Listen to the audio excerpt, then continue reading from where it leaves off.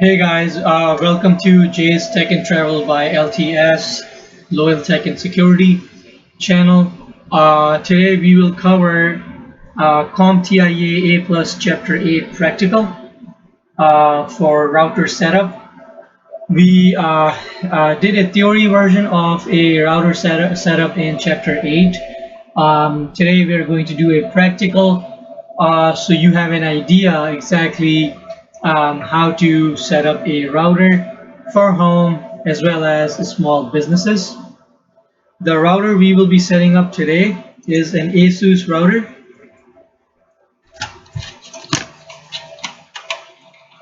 It's the Asus router, model number, it's RTAC66UB1.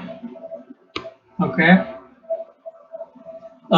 It's a pretty good router. It's a gigabit router, very good speeds, and it has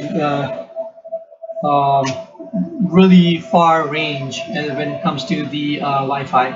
It has dual 2.4 gigahertz as well as 5 gigahertz channel with 3 antennas. This right here is a power button to turn it on and off, USB to attach external storages if you like. This right here, small one, is a reset button. You don't want to use this most of the time. This blue one is a WAN port. This is where you're going to connect your connection from Verizon or Comcast, Xfinity, whoever you have internet provider. You will connect that Ethernet cable here. These are your internal ports, also called as LAN ports. These are all gigabit ports. We can use this to set up this router, and we can connect other devices to this. I have factory reset this router. To see how to factory reset this, you can click up here in the video, and you should see a link which shows you how to reset this router. Currently, I just wanna show you. We have a power light which is on, a 2.4 gigahertz light which is on. It's emitting the signals for that, and 5 gigahertz signals are coming on as well. The red light shows you that there's no internet on. That is because there's no wire connected. Now, how we're going to do this, I don't have a separate setup, meaning a Xfinity or Comcast internet. So what I'm going to do is I'm going to use this line right here. It connects to a enterprise switch to one of the port. So just think of this wire right here as a wire coming from your modem or your Verizon ONT blocks if you have files. So just think of this as a WAN line, okay? What we're going to do, the WAN line, we're going to connect that into the blue port. Now, most of the houses, they have DHCP coming in from their internet provider, and that is exactly how I have set up this black wire as. It's on DHCP, so as soon as I plug it in, it is going to issue an IP to this router, okay? Now tuck it in the back, and then I'm going to take another cable, because remember, currently this black wire is connected to your modem, which is this line right here. The next, we need to set this up. So we need to connect this router to your laptop or your computer, whatever you have, with another Ethernet wire. So this time, it's going to go to one of these ports. You can plug in any port, but for now, I'll just put it in port number 1. And the other line is going to go to the computer Ethernet, which is on the side right here. Okay. All right. So quickly, what's happening? This laptop is connected with this blue line to this router, LAN, router's LAN. And the router's WAN, which is a blue port, is connected to this black cable, which is this cable right here. And this cable is going to this switch. Think of this cable as a WAN connection coming from your Xfinity or Verizon box. Okay. From this point forward, all the settings, we're going to do it on this computer. So I will share that screen. As far as the video is concerned, this is all where you will be setting up this router. So let me shift to the screen. There we go. Now the first thing you want to make sure is what is the router's IP. So let me clear this screen. I'm going to type in IP config/all, enter. So we're going to start from the top. Let's go all the way to the top. Okay.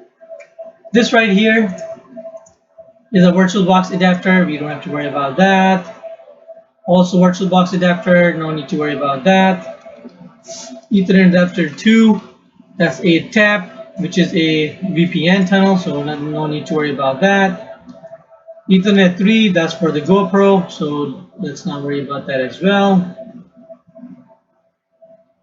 Then we have wireless LAN connection. We have no IP showing here. Connection 4, no IP showing here as well. Then we have Ethernet adapter Ethernet, which is the actual Ethernet, showing me some IPs here.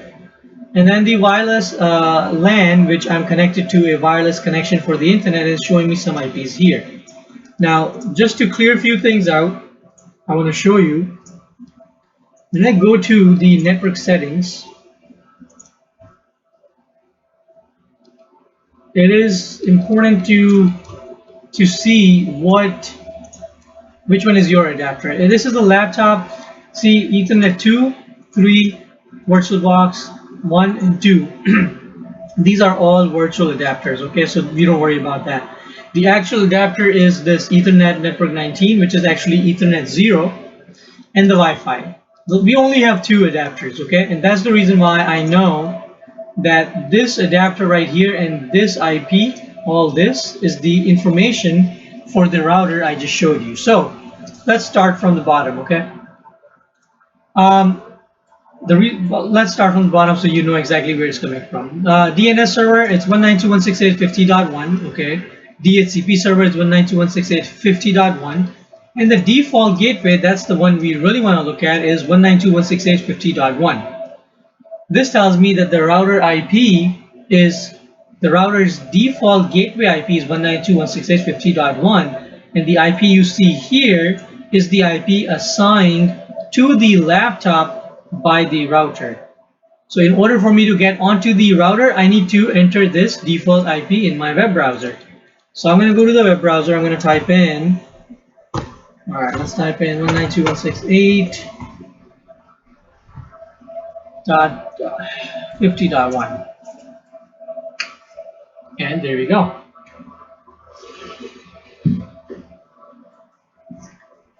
Now here, remember, I had factory reset this router, so everything is to the factory default.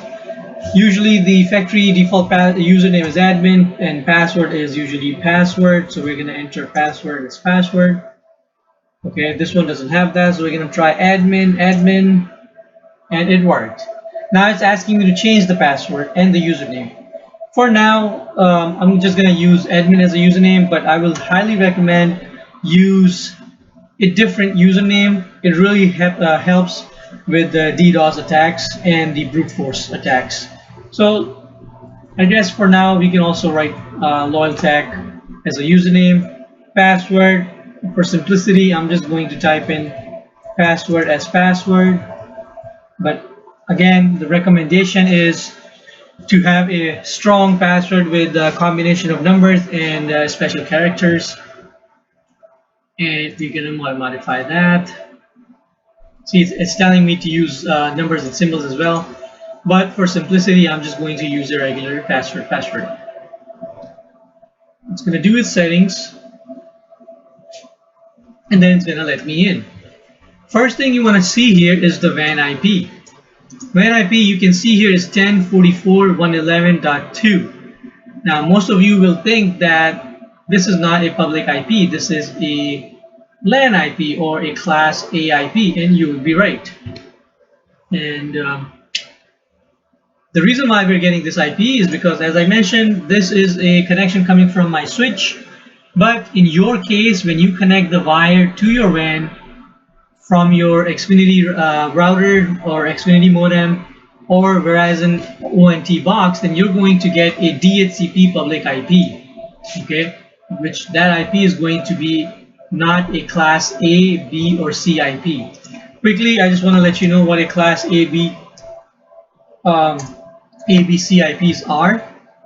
And in my other classes, I believe in class chapter 7 or 8, we had covered that. But quickly, class A is usually a 10.00 network.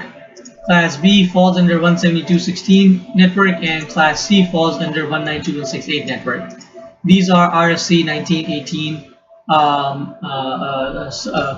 IPs for class A, B, and C. So back to our configuration. This main screen, we are going to come back to that because the first thing I want to show you is how to set up your home WAN. So we're going to go to the WAN section. And in here, you'll see WAN connection type. What is your connection type? If you know that your connection type is DHCP, or if you know or if you don't know, it's best to put it at automatic. The reason being is that in US, most of the home users and even some business users, they have DHCP IP. So as long as you put it on automatic, it is going to assign the IP itself. However, in businesses and some home users, advanced users, they could have a static IP. In that case, you would select static IP and you would enter whatever the IP, the public IP. Remember, this is the settings for public IP. We are not at the local IP settings yet. So your public IP, whatever is provided to you by your service provider, internet service provider, you would type that IP in here. I am just making that IP up. This IP is not really going to work, but I'm just making it up. And usually they will also provide you a default gateway, would be something like this. Okay. In our case, we are not using static IP, so we are only going to use DHCP. Enable WAN, yes, I want to enable it. Enable NAT, yes, I want to enable NAT. What NAT does, and I had covered that in other chapters, I believe in chapter 7, that any internal IPs, when they communicate outbound, they go through a NAT called Network Address Translation, and the public, which is the outside world, it's only going to see your public IP. They are not going to see your internal IP. That's the reason why we need NAT. That's one of the reasons. There are multiple other reasons to use it on load balancers, firewalls, and things like that, but it gets a little bit more advanced, and I don't really want to confuse you on that in this video. The next section is enable UPnP. This I will highly recommend to turn it off. The whole purpose of UPnP is that if you have an application running in your network, if that application requires a port to communicate outbound from your network and inbound to your network, this option will open up that port automatically. It is a major security risk. I would highly recommend that you just turn that off. Next, connect to DNS server automatically. Yes, because the WAN IP I have, it has DNS settings provided from my internet provider. The reason why I'm saying internet provider is because I am running this through a VLAN, so just think of that as my connection is coming through a internet provider. It could be Verizon or whatever. Okay, everything else we will keep the same, and then you're going to hit apply. In our case, we are already on DHCP, but I disabled UPnP, so I'm going to click on apply, and it's going to save its settings.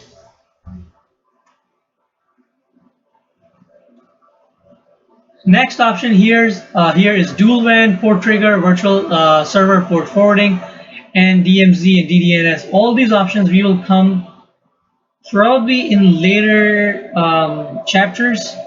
This gets a little bit advanced, especially when you open up some ports manually. Okay. For now, we're gonna go to LAN settings. Now, this is the setting which determines, if you remember from the command line, if you remember, our default gateway was 192.168.50.1, and as you can see, it is that same IP right here, because this is the IP of that router, the router we are on. That router's IP is your default gateway. What does that mean? It means that all your traffic, when you are going to google.com, cnn.com, whatever website you're going, wherever online you're going, all that traffic is going to go through this gateway. Think of a gateway as a main door to enter and exit into your house. That is the gateway. Without the gateway, if you don't have the gateway, meaning you do not have a door, which means you cannot enter or exit. So just keep that in mind. That's very important. Now, what I'm going to do is I'm going to change this IP. I can make it whatever I want, 001. I can make it class A, B, or C subnet. I'm not going to do a class A subnet because it's gonna create confusion with the my WAN IP, because it is running on class A. So in that case, I'm going to choose 192.168. Instead of 50, I'll choose 5.1.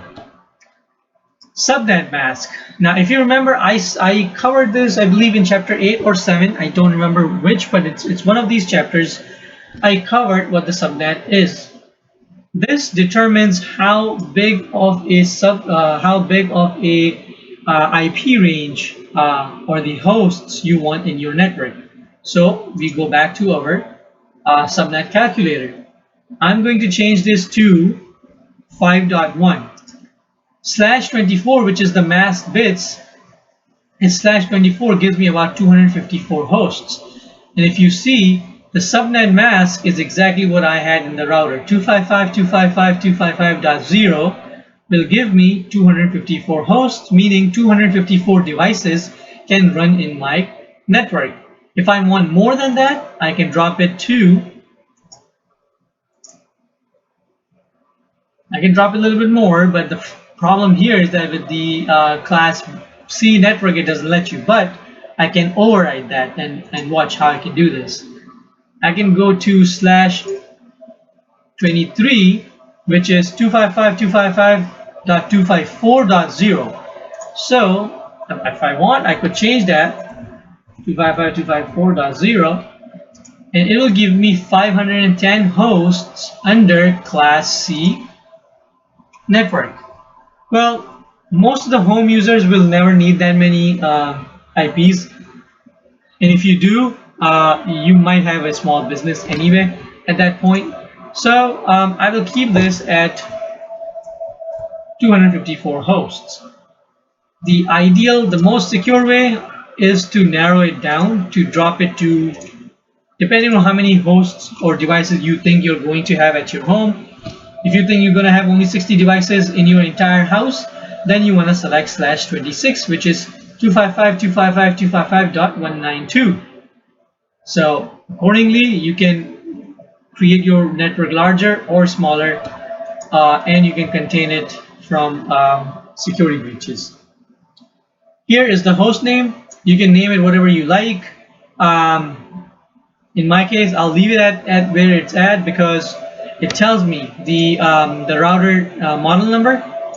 And in the event, if I am searching, if I'm running an advanced IP scanner on other network within the scope, and if I pull this host name, I know exactly what this IP belongs to, because a week from now I'm probably gonna forget what this 5.1 belonged to. So keeping that host name relevant is a big deal. So you can name it whatever you want, but in my case, I'll keep it at the model number. Okay, I'm going to click apply here, but what's going to happen, I'm going to lose this page, because this page, as you see, I was coming here from 192.168.50.1, but I'm going to change its IP to 5.1. So I'm going to lose that connectivity, And then I'll show you if I do lose it, how to get it back. So let's see, it's going to do its thing. It's going to save those settings.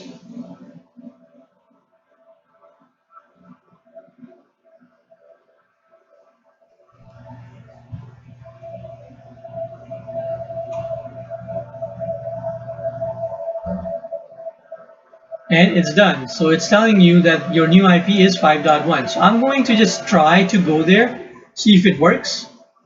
192.168.5.1, and it's going there, which means my Ethernet adapter has changed its IP to from 50.1 to 5.1.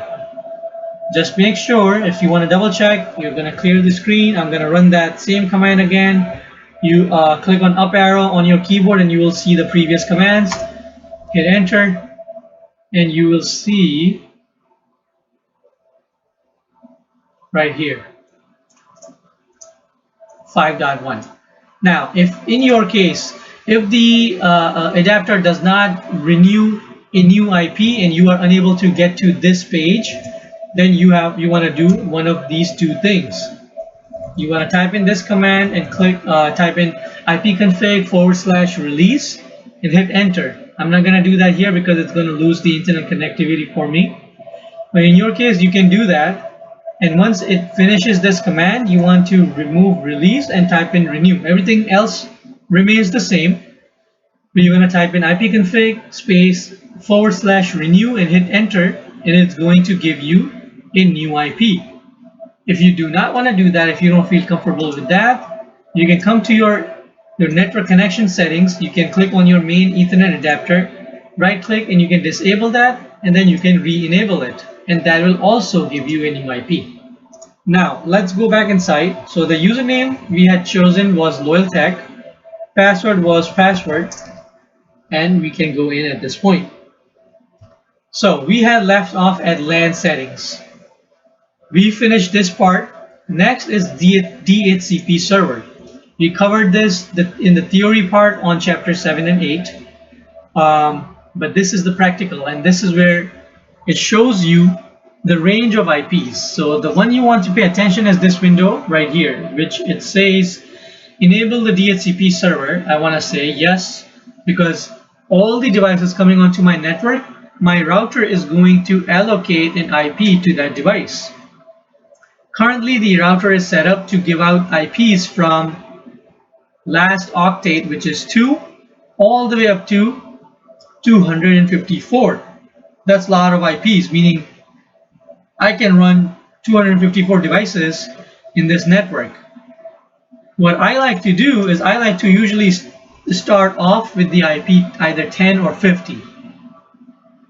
The reason why I like to do that is because anything underneath 50 or below 50, which is 49, 48, whatever, I can assign it to my printers, which means I will still have the internet connectivity, but my router will not give out those IPs to any device on the network, and it prevents from any IP conflict. And that's another way of assigning static IP. That's one way. There are multiple ways, and I'll show you as we go along. But for now, I will choose it as at 50. Another thing I want to mention, that when we come here and we see these settings right here, this IP 192.168.5.184 was assigned to this laptop. And as you can see, 184 was assigned from the range of, it used to be 2, from the range from 2 to 254. Whatever is assigned, it's assigned by the router. But in our case at this point, we're just going to change that to 50, and we are going to click apply. All my IPs should remain the same. Nothing on my network will change. The only thing will change is the scope of the IP range, which my router will be allowed or not allowed to give out to the devices coming onto the network.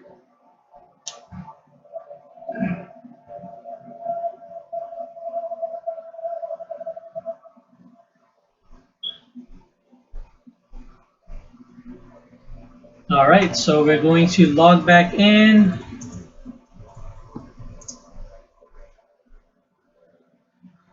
Okay, DNS server. I covered this in chapter 7 or 8, I believe. If you have the DNS server running at home or in office, you can provide that IP here, and your router will communicate to that server. In our case, we don't have it. We're going to pass that. Enable manual assignment. So this is the second thing you can do. If I click on yes, I can drop down the list. Here I'm only seeing one device, but if you have 60, 50, or whatever, how many devices you have connected to your network, you're going to see the entire list. And this is how you are going to create a reservation, a DHCP reservation based on the MAC address. So this is the MAC address 1C:B7:B2C:38:1B:7E. That's the MAC address of this laptop I'm using, right? And this is the IP assigned by the router. But if I want, I can make this a permanent IP, meaning after 8 days or whatever is the least time I have, which is this right here, the least time, it is not going to change that IP. If I click on add, this MAC address will always get this IP from my router. So that's another way of setting up this is not a static IP, this is a DHCP reservation, but this IP will not change. Okay, but in our case we're not doing that, so we're just going to remove that and we're going to say no. Okay, now we're going to next we're gonna go to wireless section. Here this router, as I said, has 2.4 and 5 gigahertz frequencies. Okay, so we're gonna cover the 2.4 gigahertz first. In the 2.4 gigahertz, it gives us the option to change the SSID. SSID is the network name it is going to transmit wirelessly. So we're going to put this as LoyalTech 2.4. Okay, hide SSID, we're not going to hide it. Wireless mode, what mode do you want? Do you want only N? Do you only want legacy? If you select these other modes, then it is only going to work in those modes. It's highly recommended to just keep it on auto, so that way you will get B and G as well, which is a much has more bandwidth limitations compared to B and the legacy ones. Okay, channel bandwidth, we talked about that in the chapters. If I were to select channel 20 Hertz, I can select basically upper or lower channel, but in our case, if you remember, the channel 1, 6, and 11 were the non-interfering channels, so I would just either select 1 or 6 or 11. But if I were to keep auto, it is already selected channel 1, which is already a good channel. Now remember, I am sitting literally next to another access point, which is emitting about 4 different SSIDs on multiple 2.4 and 5 gigahertz frequencies. So there will be interruption. So this channel will change depending on the interruption router sees coming. If you are living in an apartment or a townhouse where you have a lot of interference from neighbors, I would suggest that you drop it to either 1, 6, or 11, whichever channel seems to be having less interruption. Okay, we're gonna change it back to auto. Authentication method, I talked about that. We do not want to use Wep. Wep is not even provided in here, but actually we do, no, we're not going to do open system. If we do this right here, WPA, which is WPA first version, it has TCP. Wep, WEP had TCP encryption, but WPA, the first version came out, also had TCP. And I told you, TCP is very easy to hack. It takes literally 5-10 minutes to get that password. So I highly recommend you to use Wpa2 Personal or Wpa3. Most new routers have Wpa3 also, but Wpa2 is still enough. If you have enterprise, meaning if you have a server, an authentication server, see, it will ask you for the server IP. that will authenticate, meaning users can enter their username and password. And that goes in a little bit more detail in advanced videos. I will cover that later. For now, you want to select Wpa2 Personal. We're going to keep the password, I guess, the same. Charity $123. There we go. Protected management frames, PMF. What this does is that the frames sent wirelessly, they are encrypted. The problem with this is that if you click on required, some of your legacy devices will not work, especially thermostats and Alexa devices or Google Home Mini or whatever you have. These IoT devices will have some type of problem, especially the products we will have from China and those wireless cameras. They will not be able to communicate properly, or they will communicate but the traffic will drop quite often. So that is the reason why we'll keep it disabled for now in this video. Okay, we're going to click apply, and then once it comes back from here, we are going to set up 5 gigahertz frequency. The settings will be very similar to what we just did, so I'm going to go quickly over that. Selecting 5 gigahertz, I'm going to change that name SSID to LoyalTag 5 gigahertz. I'm not hiding it. The ID, wireless mode, we're going to keep it at auto. Channel bandwidth, we're going to keep all 3 so we get more coverage. The reason being, when we keep all 3 and keep it on auto, it will go through any of these channels. Currently it is selected on channel number 149. 5 gigahertz does not have a lot of interference, so keeping it on auto, and whatever channel it selects, most likely you will have a pretty good bandwidth coming out of that 5 channel gigahertz. The only issue with 5 gigahertz, you know, is it has less distance coverage. Okay. Next, we're going to do the same thing for Wpa2 Personal. We are going to use AES. The password, we're going to keep the same, charity $123, and we are going to click apply. Once that comes in, I'm going to show you that these SSIDs are being transmitted, and you will see it showing up.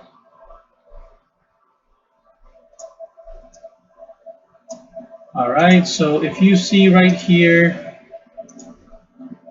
if I click on that, you will see LoyalTag 2.4 gigahertz.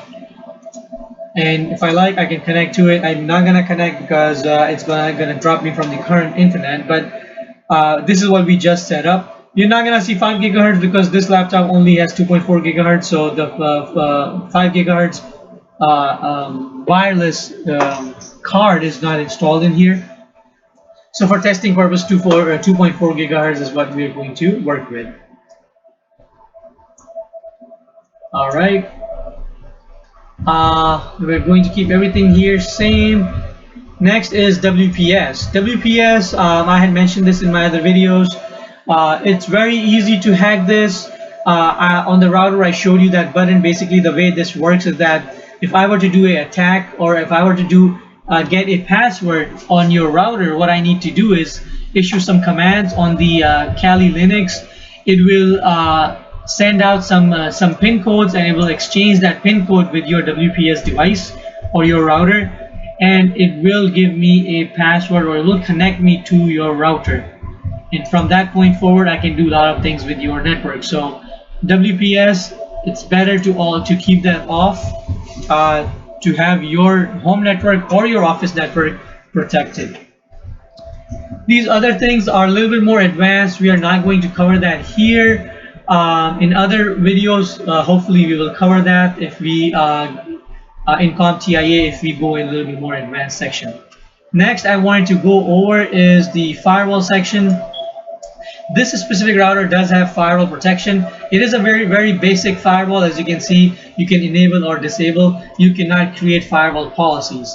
Once we go in advanced training, I will show you how to create each and individual firewall policies, but that is going to be on the enterprise level gateway or firewall device. So we will cover that later. But in this firewall, in this router, you get firewall protection, a basic one, and a DOS protection. You should turn that on. I do want to see what type of packet it drops or accepts, so I'm going to save both packets. and respond to ICMP ping. For your home, I would say just keep it off, but exactly what that is, if I were to ping google.com, I am getting a reply from google.com. If you want to get a reply from your public IP, just to see if you are outside, if you're like away from home, you want to make sure that your internet is up, why your cameras are not working at home, and you want to see if your internet is up and running, you can ping your home IP, whatever your public IP is, 92 whatever, I'm just making that up, or whatever public IP you have. If you ping that, it should be able to ping. Again, DDNS and some extra configuration does come in this, but we're not going to cover that here. Okay, so for your setup, you can turn it off. IPv6, I would highly recommend you turn it on. The reason being is that if you come to your network settings, most of the home computers, if you go to the network adapter and go to the properties, most of the home computers or even business computers, I have seen that the Internet Protocol version 6 is enabled. And if that is enabled, you should have IPv6 firewall protection, because technically you do not need, for home or even office use, if you're not a enterprise level company, you do not need IPv6. Literally, you don't need IPv6 at all. Okay, so in that case, having IPv6 firewall is helpful. So if you don't know if your IPv6 is enabled or not, turn this on. It will give you some protection. I'm going to click apply over here, so it is going to save those settings. Once it comes back, I'm going to quickly show you the URL filter, how that applies. All you do here is you enable it. You're going to click on the deny list, which you already are on the deny list, and you're going to type in facebook.com add. Okay, I don't want anyone to go to youtube.com, because if you don't want your kids to go to on YouTube, you can put that in a deny list. Hit apply and we'll block it. And here we're not going to do it because we are going to cover a parental control after this. Okay, so this section is done. Now I want to go to the AI protection, and then we're going to run down the other sections. Okay, I'm going to enable the AI protection. Now it's asking me to agree or disagree. You have to agree to this user agreement because Trend Micro collects some information. While it's saving, I want to let you know Trend Micro does provide this IPS feature for free. Most of the IPS costs money. You have to buy a yearly subscription. I'm not being paid from Trend Micro or Asus for that matter, but it is a good feature for home users, and it is a free IPS you can get. Okay, a quick scan will tell you that you are actually, everything is green, meaning everything we have done so far is good. You can go through this. As you can see, Upnp service, even Asus recommends to disable that. Even Asus recommends to disable WPS. These are the router manufacturer. They are giving you the option to enable it, but the best security practice is to disable it. Ping, they also ask you to disable it for better security. These are the things I just explained it to you. Now, here it tells you malicious sites blocking. Currently 0 because there's no traffic going onto this router, but if you have any phishing, spam, or adware going through your network, this will block it. If you have any DDoS attack, if you have any vulnerability attacks, if you have any type of intrusion attacks, this two-way IPS, which is outbound and inbound, this will block that. This is the free feature you get with this. If your device has a botnets installed, let's say on your network, one of your computer has botnets or zombie attacks are happening on that, or malware has infected that computer, well, this section will block that connection outbound. So you want to make sure all three are turned on. Going further into that, this is where it will give you more information once it starts blocking or monitoring your traffic. Same with the two-way IPS and infected device protection and blocking. Next, we're going to go to adaptive QoS. I had mentioned QoS in the chapters. Let me turn this on quickly. QoS stands for quality of service. This is a basic way of setting up quality of service.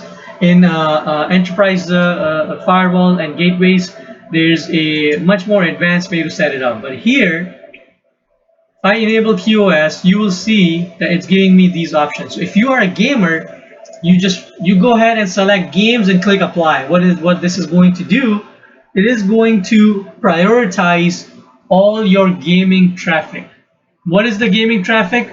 Well, it's the Xbox, it's the PlayStation, it's those type of things.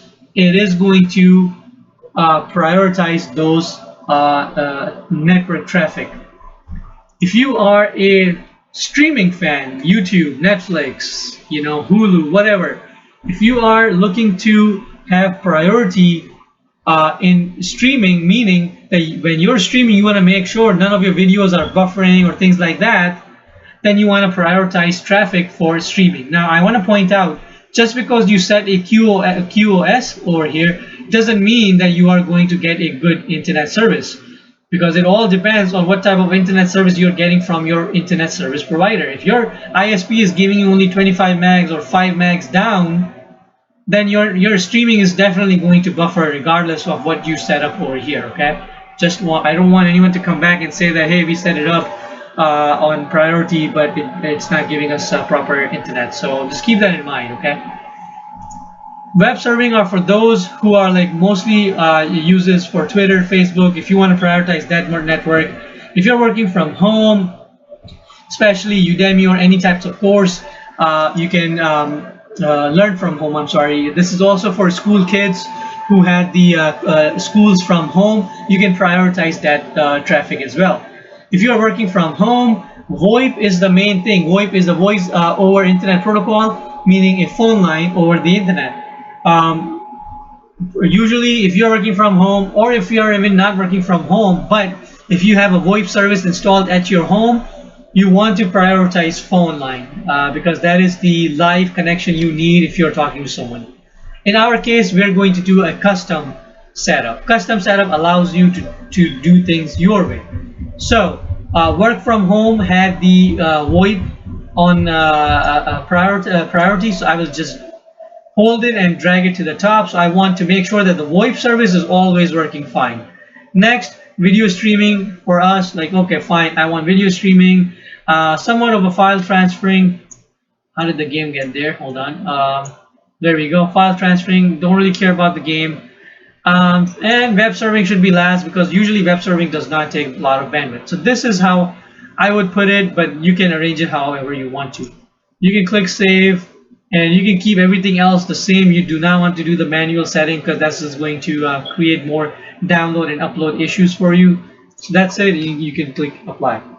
This will, while it's saving up, this will set up the QoS for your router or your network.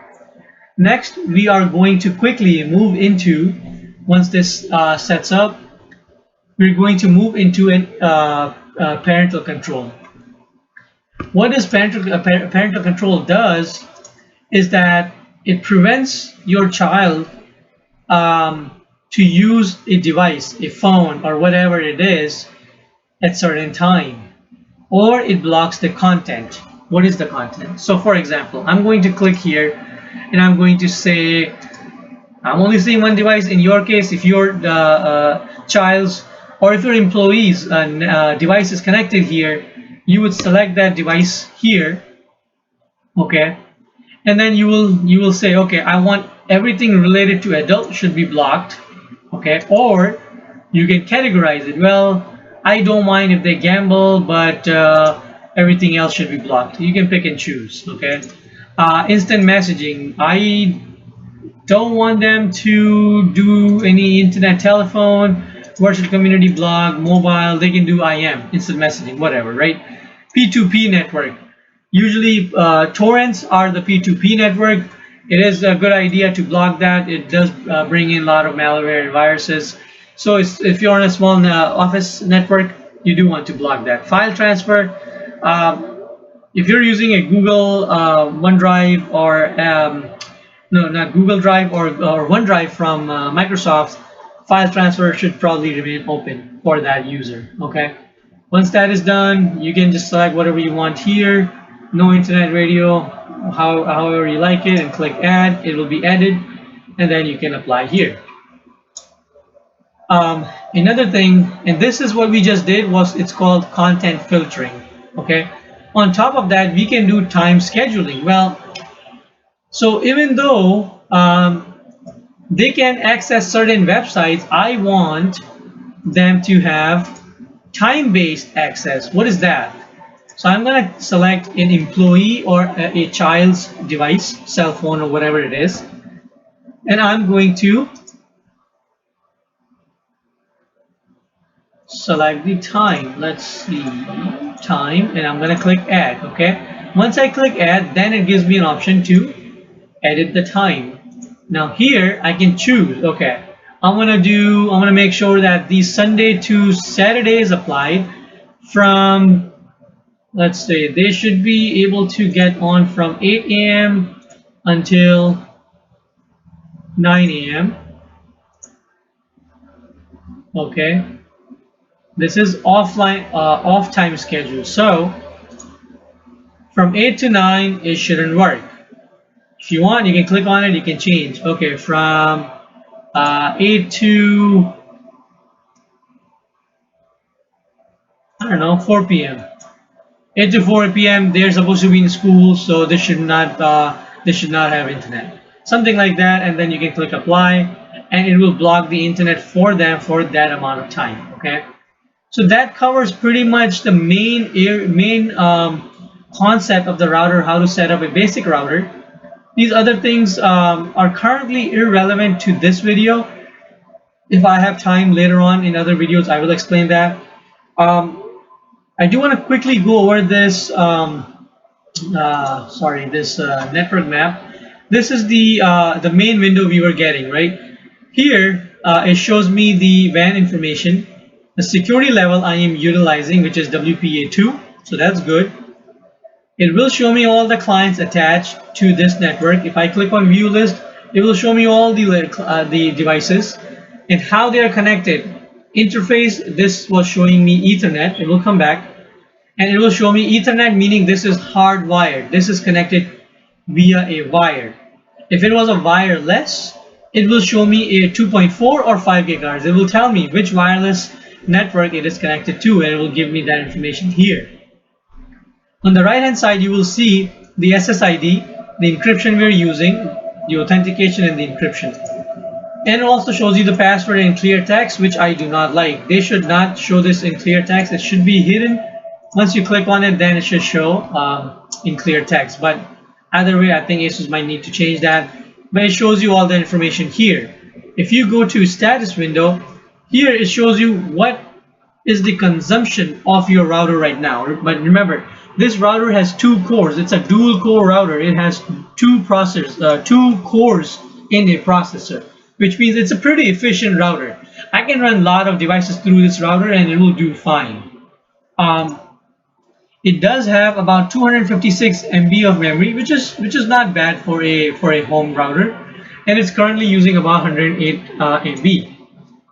Here it shows me the WAN port I have connected the wire is 1 GB. The LAN port, the blue wire I was showing you, is a Cat5 wire. It is not a Cat5e wire. That's the reason why you see 100 megabits per second here. Remember, wire makes a huge difference.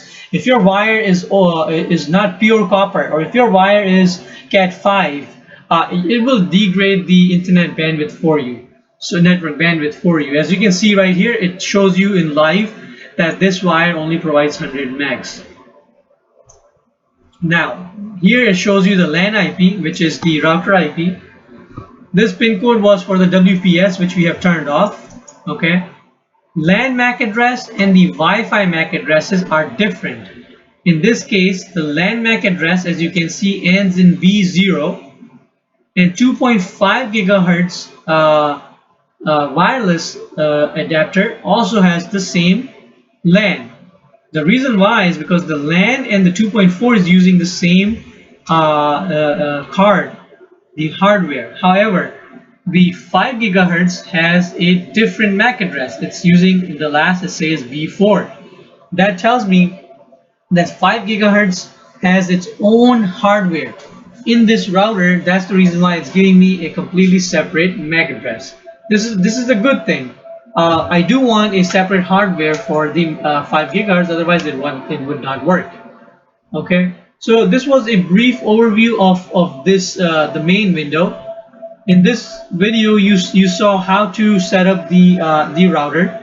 This was a practical to chapter number 8 in CompTIA training session. If you have any questions related to this or any other videos, just type them in the comments, or in our next live streaming session you can type those in chat as well. If you do like the video, please make sure you like and subscribe, and don't forget to hit that bell icon because that is the only way you will know when the new videos are coming in, and the live streaming videos as well. Also, make sure to check out our About Us page on the YouTube. It will show you the next training dates and the live streaming link as well. Until then, you guys have a good day, and thank you for watching the video.